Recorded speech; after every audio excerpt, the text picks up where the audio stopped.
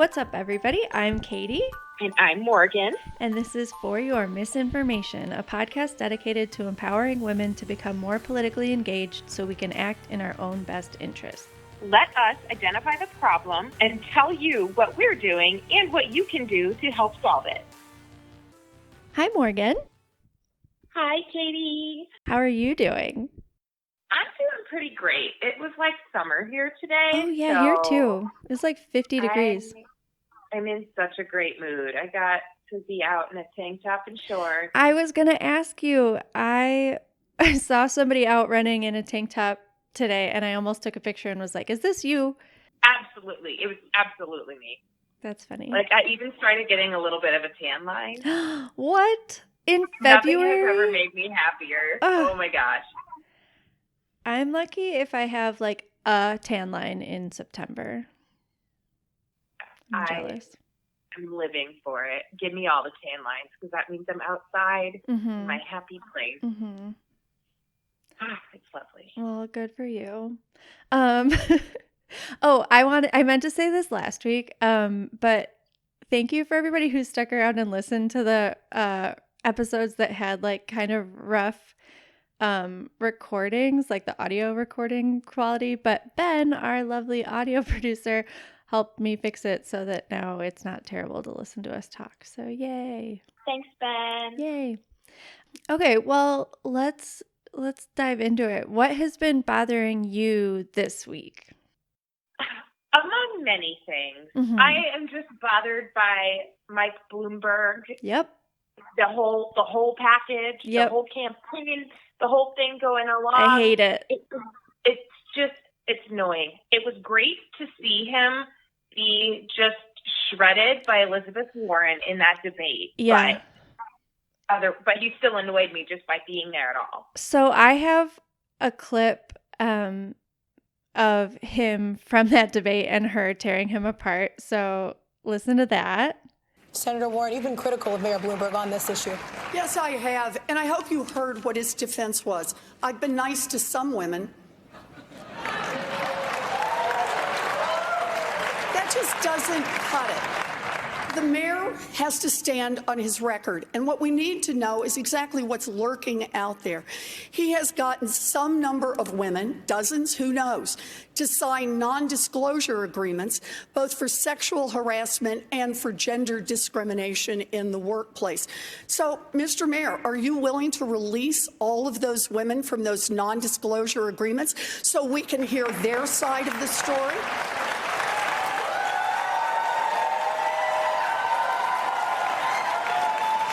We have a very few non-disclosure agreements. How many is that? Let me finish. How many is that? None of them accuse me of doing anything other than maybe they didn't like the joke I told. And let me put, there's agreements between two parties that wanted to keep it quiet, and that's up to them. They signed those agreements, and we'll live with it. So wait, when you say it is up to, I just want to be clear. Some is how many? And when you say they signed them and they wanted them, if they wish now to speak out and tell their side of the story about what it is they allege, that's now okay with you? You're releasing them on television tonight? Senator? No. Is that right? Senator, tonight? Senator, the company and somebody else, in this case, a man or a woman, or could be more than that, they decided when they made an agreement that they wanted to keep it quiet for everybody's interest. They signed the agreements, and that's what we're going to live with. I'm sorry. No, the question is, are the women bound by being muzzled by you? And you could release them from that immediately. Because understand, this is not just a question of the mayor's character. This is also a question about electability. We are not going to beat Donald Trump with a man who has who knows how many non-disclosure agreements and the drip, drip, drip of stories of women saying they have been harassed and discriminated against. That's not what we do as Democrats. So that just gives you an idea of like the energy he was bringing to the debate. Yeah, and the thing was, like, his rebuttal to it wasn't even, like, it was not well done. I don't know if it's because he's so late to the campaign or if nobody explained what a debate is. I don't know. He is paying people very well to teach him how to do this. Yeah. He's just bad at it. Right. And I mean, I don't know. His likability went down like way, way down afterwards, and it's like all thanks to Elizabeth Warren. But I don't know. That was really fun to watch. But just like the idea of him makes my like blood boil. Well, yeah, because I mean, really, he's just another want-to-be autocrat. Yes. So it's like, okay, great. I mean, he's not as gross as Trump, but he's still not great. It's like if I'm a woman in the 15th century and I've been accused of adultery, and they're like, you can pick whether you want to be burned at the stake or beheaded. Right. Neither one is great, but I'm still going to go for the guaranteed, quick and easy, give me the chopping block. Mm-hmm. Like, if there's no option C, yeah, okay, great. You know, this isn't me saying everything Mike Bloomberg has ever done forever is always bad, but he flies above a lot of criticism just because he's like literally in the top 10 wealthiest Americans. Yes. And yeah, he's thrown some of that money at some really good causes. Mm-hmm. And that's great, but he's also thrown it at like some really not cool causes. Like he has endorsed some real bad people in their campaign, like Rudy Giuliani. Yep. Like seriously. He also tried to keep our girl Liz out of the Senate. He actively supported keeping her out. Because he's basically a Republican. He might as well be a Republican. Oh, he is a Republican. Like, he is, I guess we can say he's a Republican, like, pretending to be a Democrat. Yes. But he's not even pretending it that hard. Mm-hmm. Like, him and Tulsi are both, like, I'm like, did you just check the wrong box? Right. Like, did you just really want to run for president? But you're like, oh, I guess the Republican nominee's been taken? I don't know. It's very annoying just because, like, he's just so completely unapologetic. Yeah. He's sexist. He's racist. So his whole stop and frisk thing that, I mean, everybody's heard about this probably by now. You hear Mike Bloomberg, the first thing that probably pops into your mind is stop and frisk. Yeah. That is racial profiling like, to the extreme. Like the Black and Latino communities are the ones that suffered under that. And his like demographics unit that he also had when he was mayor of New York was basically just like this super intense surveillance of Muslim Americans, which is extremely uncool. And he hasn't really apologized for it. Like he's admitted that, oh, maybe stop and frisk wasn't the best, but he hasn't apologized for anything. And probably because he's never really had to. It's just like, I mean, and because he's had so much money, like $400 million worth of money towards his campaign, people really only know him for his ads. So they're like, yeah, I could tell you a lot about Mike Bloomberg because of the ads. But until people like Elizabeth Warren are like, no, this dude's not great, or other people who either are or were New Yorkers at the time of him being mayor, like, are speaking out and saying, no, like, this dude, you know, wasn't super great. Yeah. People just don't know. We deserve to know how many non-disclosure agreements for sexual harassment are out there. Also, can you, okay, so people who always talk about like false accusations and stuff like that and like the risk of that, I mean, like that is infuriating, but like I can't even tell you like how many shitty jokes like that were probably sexual harassment like I've just let go because like it wasn't worth it to bother. Like imagine how shitty he must have been if he has like, I think he does have like dozens, right, of sexual like it's like 30 or 40. I don't know, it's like, a lot.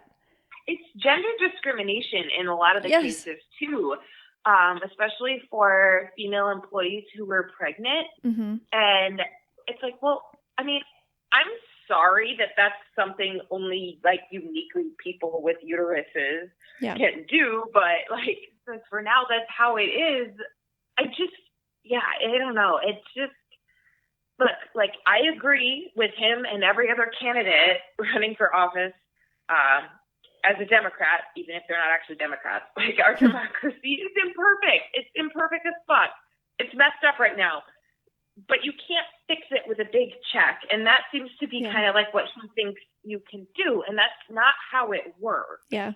Sort of like a non-disclosure agreement. Like, you can't fix a sexual harassment instance. You can't fix gender discrimination. You can't fix the things that happened to those people by just throwing money at them to get them to be quiet. Yeah. Like, maybe that's worked in your company, but that's not going to be how we fix America. Yeah. It should be a place where stuff like that doesn't happen. And like, if you put another like person who, like you said, is basically like a wannabe autocrat, like he doesn't respect women. He doesn't like, he's racist. He doesn't like, I don't know. Sorry. I should let you do your little rant. I haven't really thought that much about, I haven't really thought that, but it makes me so mad. Because he's like a mirror image of Donald Trump. Like, they're a symptom of the same disease. Like, we shouldn't live in a society where we need non-disclosure agreements. We should just put people in charge who like aren't gonna sexually harass or discriminate based on gender, you know? And it's like, oh, we have a bunch of other people on stage right now that we could choose from who don't have problems with that. Like, why don't we maybe look to one of them? Maybe people like Mike Bloomberg shouldn't be in charge of shit anymore. Yeah, because here's the thing too. Like, jokes, I get that. Sometimes a joke just kind of goes astray or it misses the mark. That happens. Often just like not being a freaking idiot prevents that. Yeah. But even if you did open your mouth without thinking first, it doesn't come to the point of an NDA, right? By just like a joke. Like, these kinds of things are repeated.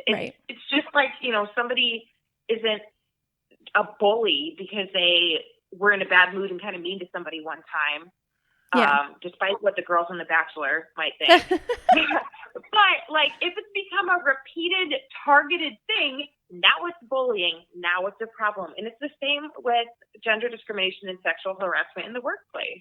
Yeah. And we don't want another person like that in the office. Right. We've got one right now, and it sucks, and he's gross. But it's fine. It's fine. I have made myself feel much better by donating to the Warren campaign. Oh, good job. Yeah. Like, you know what? Who won that debate? Obviously, Elizabeth Warren. What's going to make me feel better about Mike Bloomberg? Donating to her campaign. Yes. Because she has like made a career, because she's made a career out of like tearing people, like seeing through the bullshit of people like that and cutting it out, like through the Consumer Finance Protection Bureau and stuff like that. Like, she's basically like a superhero at tearing that shit down. And so I also donated to Elizabeth Warren because of her debate performance. And I think that's like especially apt because like the reason that Mike Bloomberg got in the campaign is because he's like threatened by the policies that Warren and Bernie are talking about because they're so progressive, and they would put like a tax on like ultra billionaires that would end up paying for like good things for the entire country. And Mike Bloomberg doesn't want that. So he's running to try and beat Bernie, really. That's what it like feels like, is like, if your goal is to beat Trump, like why wouldn't you let the person who has like the most grassroots support do that? Yeah, it'll be really interesting to see like when he is not the Democratic nominee, what he does. Like, how does he respond? Does he throw support behind the candidate? Mm-hmm. I don't know, but he can be redeemed if he does. If he does that, you know, he can be redeemed a little bit. He's, you know, still not going to be completely redeemed for the way people were treated in his city, but it will at least help if whoever the actual nominee is, he throws some of that money behind.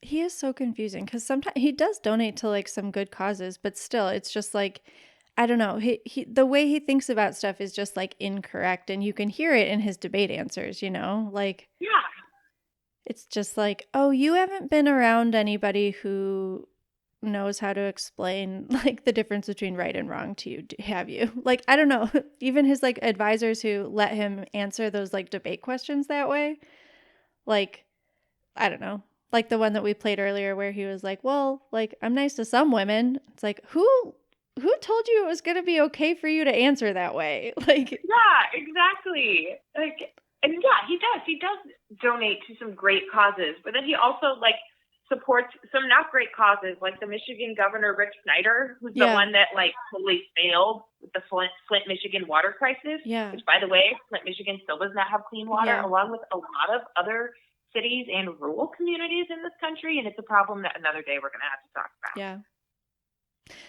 We should do, I've been putting together like some ideas for an episode about like actual like policies, and like air and water and EPA policy stuff would be good too. Yeah, I agree. Cool. Okay, well, good. Also, I feel like we should let people know we're recording this one only a couple days after the last one, so we haven't had our full like week of time to do stuff, but yeah, we're still doing stuff, and we're still doing stuff. Okay. What's been annoying you this week, Katie? Good question. Thank you. So we talk a lot about like nationwide races and like Senate races, and I want to talk today about a cause that is close to my heart, because in my district, which is a suburb of Chicago, so it's a deep blue district, we have had a really shitty House rep for a long, long time, since 2005. And his name is Dan Lipinski, and he is like one of the most conservative Democrats in all of the House, and it does not reflect this district at all. So let me tell you about Dan Lipinski. He is like the like prototype of like a Kevin, if I've ever heard one. So like his dad, William Lipinski, had held the 3rd congressional district seat since like 1983, and then he won the primary in 2004 and then withdrew and urged Democratic Party leaders to slate his son, who was living in Tennessee at the time, to be on the ballot instead, and that worked. So like he won the primary for his son, withdrew, and then Dan, my current congressman, moved here from Tennessee to like take that spot. He didn't even win the primary. I don't like that. I don't like that. It's such bullshit. So his dad stepped aside, gave his son the seat, literally won the primary for him, gave him the election. Like a very, like, I can see one of my like worst exes having like a dad who like gave them a dealership and then being like, no, I deserve this. And it's like, no, like what? You didn't work for that. Come on. Like, and then they think they do. Okay. Anyway. No, that's like some major Trump vibes. Like, I know. I earned this extreme wealth. Exactly. Nobody earns that kind of stuff. Exactly. So these are the kind of people we're trying to get out of Congress. So he's one of the last pro-life Democrats left. I just, have an inherent problem with men who think they can tell me what to do with my body. And that is like the perfect example of like what's wrong with him, basically, is that like he blocks out representing his district and he turns to his personal beliefs to lead his vote. But like, you can have personal beliefs, but his job is to represent my district. And if he's not representing my district the way, like 76% of Americans or something like that are, I guess I should stop. I like have that number in my head, but it's like, damn, I should probably fact check it. But I think like the vast majority of Americans are pro-choice, basically. I don't have to throw a specific number, but like, and definitely the vast amount of Democrats or his constituents in my district are pro-choice. But he is like, well, I'm super Catholic and I don't believe in abortion, so I am going to vote against it. He's trying to overturn Roe v. Wade, and along with a lot of other congressional Republicans. I think I said this earlier, there's only three pro-life Democrats left in the House, and he's one of them. And it doesn't make any sense because this is such a deep blue district. So fuck that guy. I really hate Dan Lipinski. But he has a challenger. He had a challenger in 2018. And it's actually, the story is like pretty similar to what happened with AOC and Joe Crowley in New York, in that like it was a safe blue seat, but the constituents, or like her and her constituents, didn't feel like he was doing enough for their district because he didn't really share their like progressive values. So she ran a primary challenge and won. So that's what we're hoping happens with Marie Newman in Illinois' 3rd district. And that's like some of Chicago and then like west and south suburbs. But she is so cool. She is the best. She's been endorsed by progressive groups like Emily's List. She's also been endorsed by AOC and Bernie Sanders and Jay Inslee, former presidential nominee or presidential candidate. You need Bay Inslee? I mean, Bay Inslee. I love him so much. The future head of the EPA, I'm just saying. Yeah, I'm totally on board with that. I would love to see. Oh, yes. Okay. And she just shares the same values that I have. Like, really, I've identified based on like what my background in like environmental science and public health and working for a nonprofit and then working for the government, like income inequality is like a major root of American suffering. You know, like it doesn't get talked about. Like Bernie is talking about it. Elizabeth Warren is talking about it. Like, but that's what like Marie Newman has also identified as like a major cause of American suffering. She believes in policies like Medicare for all, a $15 minimum wage, and a Green New Deal. She supports abortion rights, the Equality Act, free college, and thinks immigration and customs enforcement should be repealed and replaced. So these are like really progressive values. And like, this is the shit that like I want representing me in Congress. Like I want somebody pushing for a $15 minimum wage. I want somebody pushing for Medicare for all and a Green New Deal who like actually understands like the threat of climate change, you know? And it's like,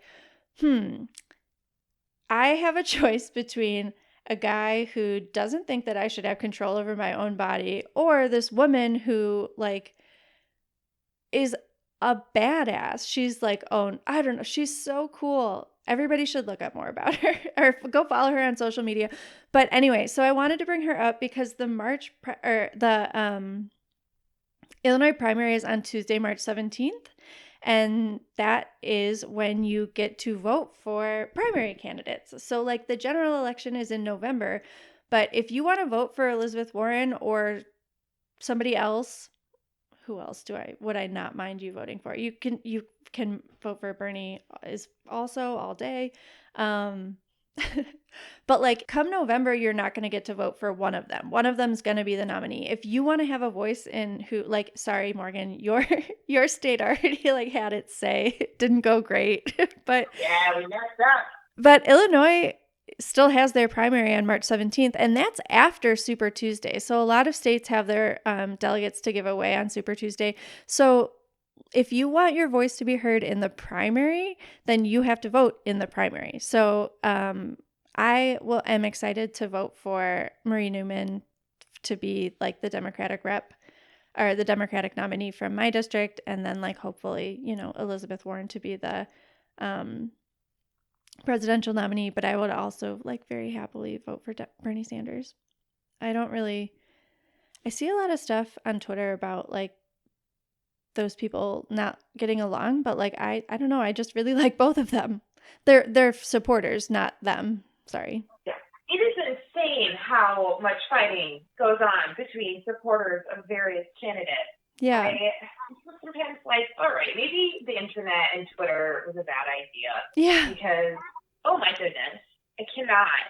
Yeah, there's a lot of like vitriol that I just like don't feel in real life. It just feels like really manufactured. It's like, no, I really, really like Bernie and Elizabeth. Like they seem super similar to me. I don't know. Like, so who has that kind of energy also? Yes. Like, and why are you putting it there? I'm like, when we're this mad about this transnational crime syndicate masquerading as a government against nation, how do you have any anger residing left over for another presidential candidate, like, or wannabe candidate?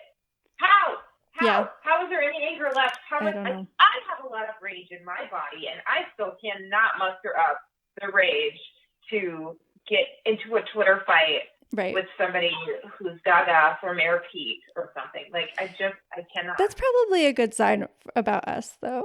I'm glad that we don't do stuff like that. Yeah, me too.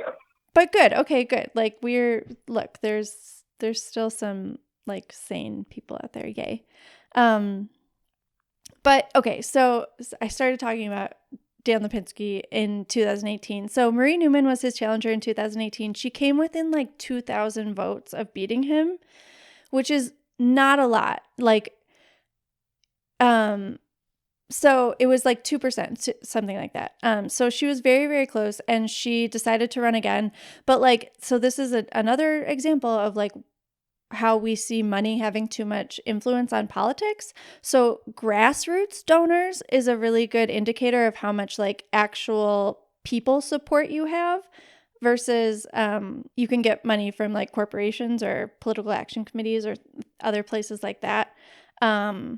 So Marie Newman had 4 times the individual donors that Dan Lipinski had, but they still raised the same amount of money because Lipinski accepts money from like corporate political action committees and Marie Newman doesn't.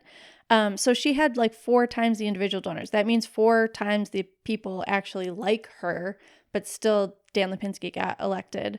But there's like a new wave of Democratic candidates who have sworn off taking corporate PAC money and raising money instead from lots of little donations like you and me, instead of a couple big donations from like the NRA or the pharmaceutical industry. So to all the people out there who think like, oh, Democrats and Republicans are the same, they're both corrupt, but it's more nuanced than that. And an really easy way to figure it out is to like follow the money, because money corrupts politics just like it corrupts everything else.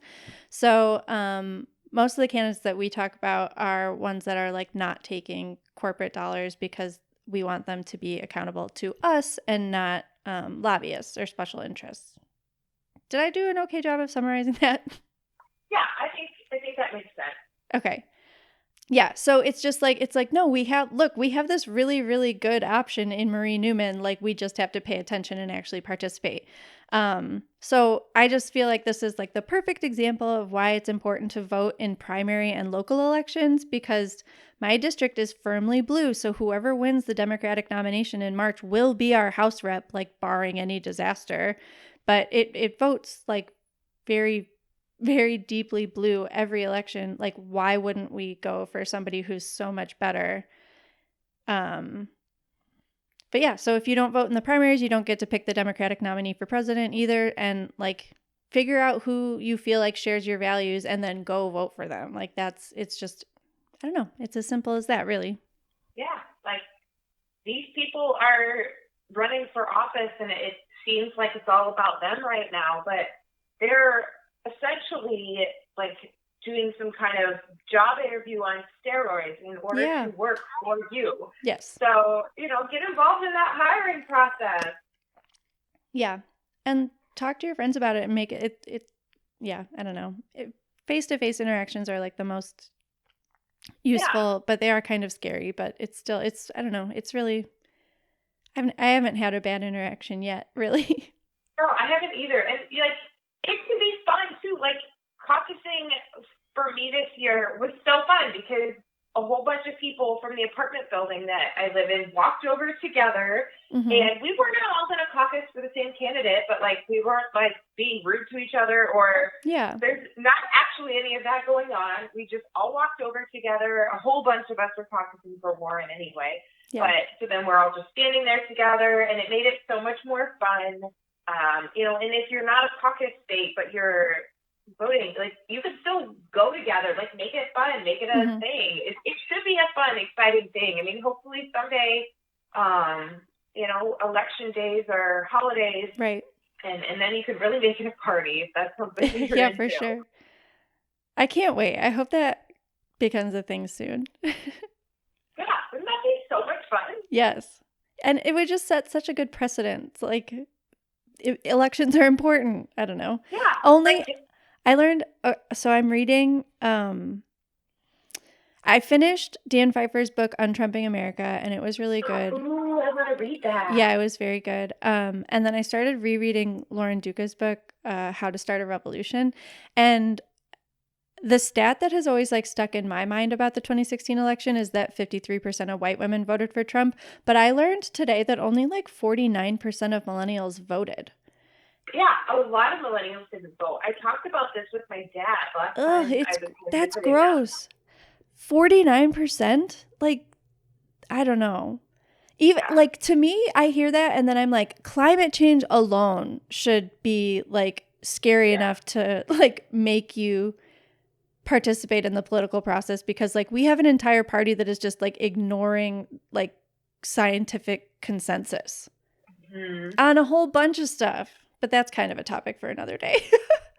Yeah. Oh my gosh, we could have a whole separate podcast related to like the sciencey side of politics. Yeah. Okay. All right. Maybe. So, I know you mentioned that you donated to Elizabeth Warren after the campaign. Is there anything else that you wanted to mention that you're doing this week? Okay. So something that I'm just going to do when I just really need to bolster myself is I'm going to watch just a little clip that's really easy to find on YouTube or Google. So Trump used his presidential pardon powers, say that sometimes fast, to grant clemency to 11 convicted criminals. Yes. And I'm not going to go on a rant about his choices. A lot of them are very white-collar crimes. Yeah. I'm not here to say how much I agree or disagree with the people he chose to grant that clemency for. I'm just here to talk about one specific one, which is very near and dear to our heart. You, Katie, as a lifelong Illinois resident, and myself as a former Illinois resident, one of the people that was pardoned was Rod Blagojevich, the former governor of Illinois, also former Celebrity Apprentice guest. Right. Yeah. So great, little Trumpian connection there. So this guy was in prison for trying to sell Obama's Senate seat, which you are not allowed to do. No, you're not. So anyway, he was on CNN. He was being interviewed by Anderson Cooper, who was talking about everything, and our boy Rod was trying to say, like, I was a political prisoner, and and Anderson Cooper was just not having it. He shut that shit down. Everybody needs to go watch him. Just go off. I mean, it is fire. It's the energy we all need to have. So that's what I'm doing to stay sane, is watching that video on repeat, carrying that Anderson Cooper energy. Oh. Let's play a little clip of it. We'll pick like a 10-second clip and we'll play it now. And I've learned something in these 8 years, and that is that we have a racist and corrupt criminal justice system in many areas. Right. And this is why I hope one day maybe you'll join me in the fight to reform our criminal justice system and actually do something about the problem of over-sentencing blacks and Latinos. Right. I learned that when I was there. Okay. Well, what's sad is that you hadn't actually learned that when you mattered, when you actually were the governor. You talk about working for the criminal justice reform. There's a lot of people in Chicago, there's a lot of people in Illinois who actually like spit up when you say that. Because when you were actually in power and when you were actually governor and you could have helped thousands of people with clemency cases, you blew it off. The governor after you inherited a huge backlog, nearly 3,000 clemency petitions that you failed to review. In fact, you were sued you were sued as governor by Cabrini Green Legal Aid to try and pressure you to actually pay attention to clemency cases instead of extorting people for money and campaign contributions. So it's a little ironic and frankly a little sad and pathetic and hypocritical, you talking about commuting, you get a commutation of a sentence, which is within the president's right, but you ignored a whole hell of a lot of other people who are hoping you might give them clemency when you actually mattered. So actually, you know what? I'm happy to, there wasn't a question, it was a statement. I'd be happy to work with people on criminal justice reform, but I wouldn't work with you. And also, on that note, right? Have that energy and that passion that you see on the face of Anderson Cooper. But also, that when Anderson Cooper goes home, which he probably doesn't do that often because he's super busy being a rock star, but when he does, that he just goes home and does his skincare routine and all the other things that he does to stay absolutely absolutely beautiful. Flawless. And yeah, and he just like lives his life. Like, have this energy and this fire and be angry, but then just like also make sure that you are having that chill time, that me time, that skincare routine, whatever your thing is.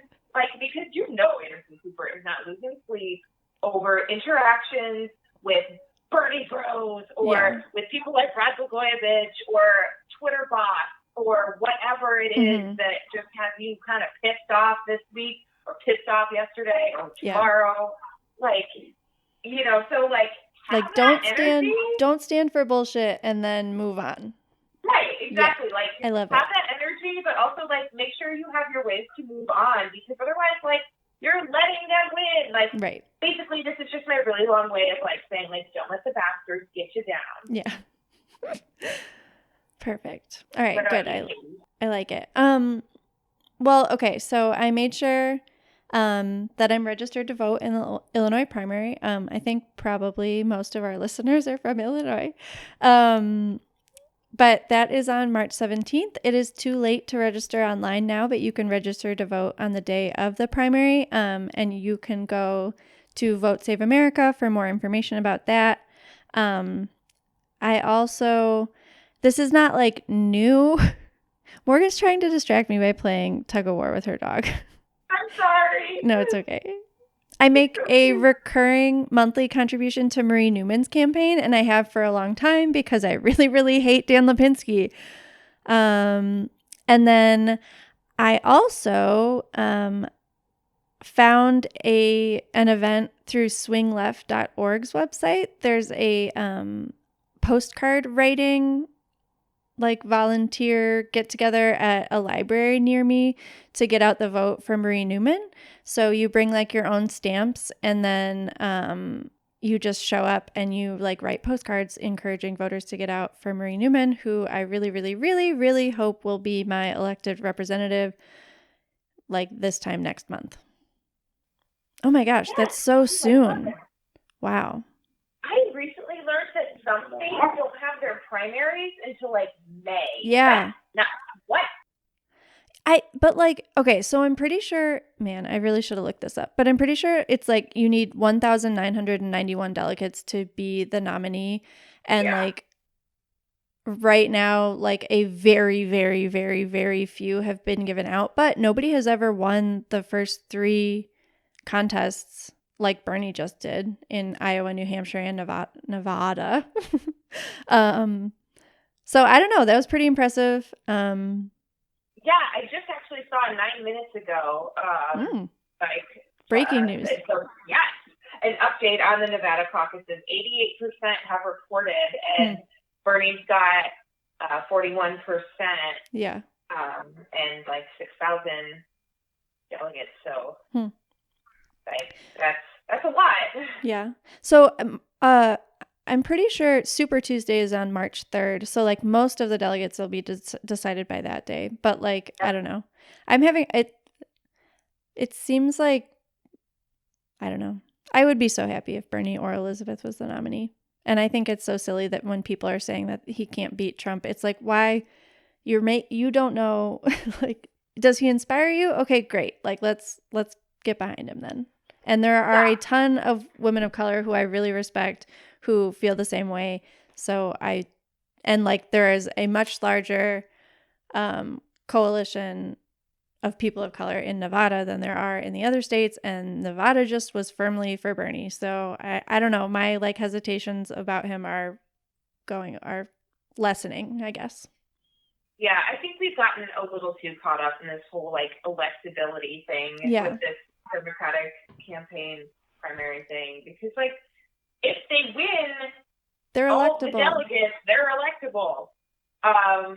Like anybody that wins enough is electable. And the thing is, like, I don't think it's even an issue of like having one person over another person to beat Trump. It's like, it's not just about that individual. It's about everyone. It's about getting out the vote. And and like millennials, we got to step up this time. We can't stay home. Also, like, let's listen to Black women because clearly they are the ones who are right. Yeah. 99% Like, of the time. The way that we're feeling now is like how they've been feeling, you know? Yeah. Like We told you. Yeah. Yeah. So sorry. I'm trying to support as best we can. Everybody keep doing your best. Yeah. Yeah. But make So, sure that you're doing that best. yeah, for sure. So I think the way that I started thinking about it is like I want to dedicate a couple hours a week to doing stuff like that. So like the thing on Monday, I think it's on Tuesday. It doesn't matter. But the postcard writing party, like that'll be like an hour, and I'm excited about that. Like usually writing 20 letters via Vote Forward, which I haven't done yet this week, but that takes about an hour. So that like, I don't know, it's easy to like listen to a podcast or something and do that. But as always, we will post these ideas on the FYMI Pod Instagram. Do you have any updates from last week? I don't think so. I don't think so either. I don't think I have any updates. No kitten updates on your No end. kittens. Still. So disappointed. So, okay, math. Like, cats are only pregnant for like 60 to 65 days, and we've had her for 11. And when we got her, the vet said she was very pregnant. So like, it is crazy. I don't know. I like, obviously not an expert, but I'm kind of freaking out. Like, how do we not have kittens yet? I really want you to have kittens because I have to come meet them. Yeah, I know. Oh, I'm going to go, as soon as we're done with this, I'm going to go hang out with her. And then as soon as they're born, can we also make sure we share lots of kitten pictures on the FYMI podcast? Yeah, I am not above whoring them out for Instagram fame. Great. We could have like a whole like day, like a hashtag kitten Thursday or something. We'll have to come up with something catchy about it. Yes. You've always been good at social media. You spend too much time on social media. Yeah. Okay. Well, this is good. So this episode should come out on Monday, March 2nd then. Even though we're recording this a little bit early. It sounds so far away, and it's not. I know. And then the next day is Super Tuesday. Yes, get out and vote on Super Tuesday. Yay. Okay. Well, I don't know. I don't have anything else. That's all I got. Okay. Then we will talk to you guys next week. Bye. Bye. Make sure you follow along on Instagram at FYMIPod. Shout out to Hope Dye for the podcast art and Kyle Dibdahl for the intro and outro music, and Ben Schlofelt for the audio production. Please subscribe to this podcast, and if you like it, give us a rating and review. It makes it easier for other people to find us, and the more of us there are, the better. We come out with new episodes every Monday.